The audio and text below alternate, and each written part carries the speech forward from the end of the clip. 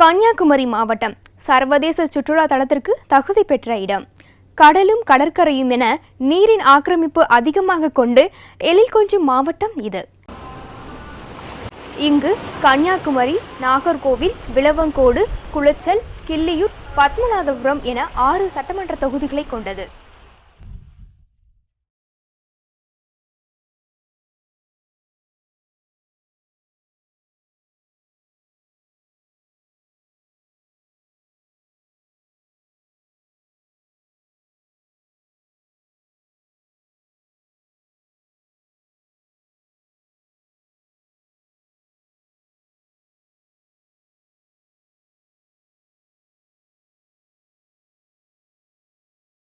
நெல் விளையும் பூமியாக நாஞ்சில் நாடு என்று அழைக்கப்பட்ட இம்மாவட்டமானது தற்போது சாகுபடிக்கு கூட தண்ணீரின்றி வறண்டு காணப்படுகிறது.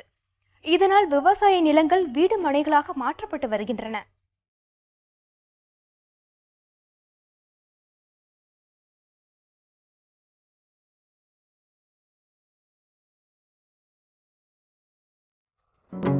ரப்பர் சார்ந்த தொழில்கள் அதிகமாக உற்பத்தி செய்யப்படும் மாவட்டமும் இதுதான்.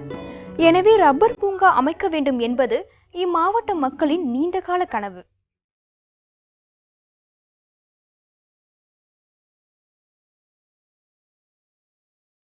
இன்றளவும் குளச்சல் துறைமுகத்திற்கான பிரச்சினை தீர்க்கப்படவில்லை, பராமரிப்பும் சரிவர செய்யப்படவில்லை.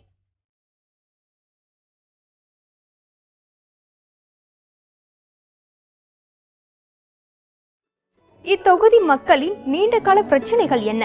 இதோ மக்களின் குரல். குளச்சல் அந்த காலத்திலேயே டச்சுக்காரங்காலத்திலேயே ஒரு டச்சு யுத்தம்லாம் நடந்ததாக எல்லாம் சரித்திரம் உண்டு. அப்புறம் அந்த ஐயாரி மணல் கம்பெனியிலேருந்து மணல்கள்லாம் ஏற்றுப்பதி பண்ணிக்கிட்டு இருக்கக்கூடிய ஒரு நடவடிக்கை இருந்துகிட்டு ஆனால் சமீப காலமாக அதில் ஒரு தொய்வு வந்துடுச்சு. அந்த தொய்வை மாற்றி அதில் ஒரு நவீன துறைமுகம், வர்த்தக துறைமுகம் ஏற்படுத்தப்படுமானால் ரொம்ப சிறப்பாக செயல்படுவதற்கு வாய்ப்பு நிறைய இருக்குது. நாளுக்கு நாள் வயல்வெளியும் அதுக்கு நீராதாரம் இருக்கப்பட்ட இடங்களும் அழிக்கப்பட்டுகிட்டே வர்றதுங்கிறது வேதனைப்பட வேண்டிய ஒரு விஷயம். இதுக்கு காரணமாக இருக்கிறது ஆட்சியாளர்கள் இருந்தாங்க அப்படிங்கிறது ரொம்ப கேவலமான ஒரு விஷயம். நாங்கள் எம்எல்ஏ வந்தால் குடிதண்ணீர் பிரச்சனை தீர்ப்போம்னா சொல்லுவாங்க. அது எந்த விதமான நடவடிக்கை இல்லைன்னு சொல்லக்கூடிய நிலைமை தான். ஏன்னா எல்லாரும் விவசாயத்தை விட்டு போயிட்டு இருக்கக்கூடிய காலகட்டத்தில் அவங்கள எப்படியாவது கரை சேர்த்துடணும் அப்படின்னு சொல்லி வருமானத்தை 2 மடங்கு ஆக்கணும்னு சொல்லிலாம் அமைச்சர்கள்லாம் சொல்லிகிட்டு இருக்காங்க. பிரதமர் கூட அதுக்கு ரொம்ப முக்கியத்துவம் கொடுத்துருக்காரு. அதனால் அந்த தென்னை வெளியில் வரக்கூடிய அந்த கயறு தொழிற்சாலை, மற்றபடி உள்ள இந்த டெசிகேட்டட் கோகனட்னு சொல்லுவாங்க, அந்த பொடி செய்கிறது கோகனட், அது மாதிரி உள்ள தொழிற்சாலைகள் வருவதற்கு வாய்ப்பு இருக்குது. அதாவது சுற்றுலா பயணிகள் வர்றதுக்குள்ள அடிப்படை வசதிகள் இங்கே அறவே இல்லை.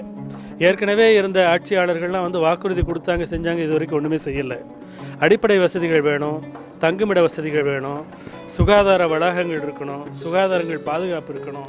கடற்கரைக்கு போய் மக்கள் நின்று வேடிக்கை பார்க்குற அளவுக்கு இல்லை. தலை குனிஞ்சு வெக்கப்பட்டு வேதனைப்பட்டு வரக்கூடிய சூழ்நிலை இருக்குது. இது மாற்றப்படுத்தணும். போக்குவரத்து நெரிசல் தினசரி 500க்கு மேற்பட்ட வாகனங்கள் புதிதாக பதிவு செய்யப்படுகின்றன. ஆனால் ரோடுகளை ஆக்கிரமிப்புகளை முழுமையாக அகற்றவோ அல்லது இதர ரோடுகளை டெவலப் பண்ண விரிவுபடுத்துவதற்கான நடவடிக்கைகளோ ஒன்றுமே இல்லை.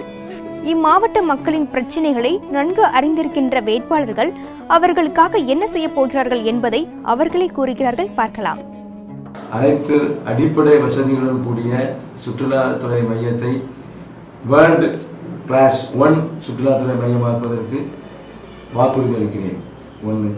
இந்த சுற்றுலாத்துறையின் மூலமாக சுற்றுலா பயணிகளுக்கு ஹெல்த் டூரிசம் அதை முதலில் கொண்டாடுவதற்கு முயற்சி எடுப்பேன்.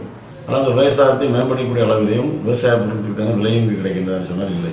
என்று சொன்னால் இன்றைக்கு பேச்சுப்பாறையிலிருந்து வரக்கூடிய அணையிலிருந்து வரக்கூடிய தண்ணீராக இருந்தாலும் சரி, அல்லது கால்வாயில் எந்த கால்வாயில் வரக்கூடிய தண்ணீராக இருந்தாலும் சரி, கடையோரம்பு பகுதி வரைக்கும் இந்த தண்ணீர் எல்லா நேரமும் போகின்றான்னு சொன்னால் போக முடியவில்லை. அதுக்கு என்ன காரணம்னு சொன்னால் கால்வாய்கள் சுத்தமாக பராமரிக்கப்படாமல், பழுது நீக்கப்படாமல், சீர்படுத்தப்படாமல் இன்றைக்கு இருந்து கொண்டிருக்கின்றது.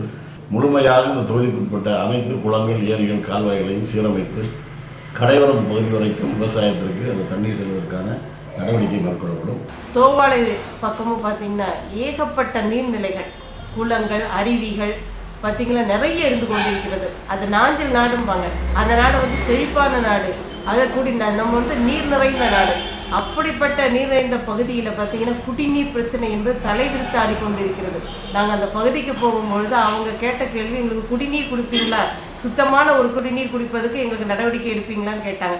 அது மாதிரி சுத்தமான குடிநீர், அந்த குளங்களெல்லாம் தூர்வாரினாலே போதும். அந்த பக்கத்தில் உள்ள நீர்நிலைகள் உள்ள அந்த குளங்களை தூர்வாரினா நம்ம தண்ணியை நிறைய சேமிக்க முடியும். ஒவ்வொரு தேர்தலிலும் வேட்பாளர்கள் வாக்குறுதி அளிப்பது இயல்புதான் என்றாலும் வெற்றி பெற்றவுடன் அதை கிடப்பில் போட்டுவிடாமல் அதற்கான ஆக்கப்பூர்வமான நடவடிக்கை எடுக்க வேண்டும் என்பதே இம்மாவட்ட மக்களின் எதிர்பார்ப்பு.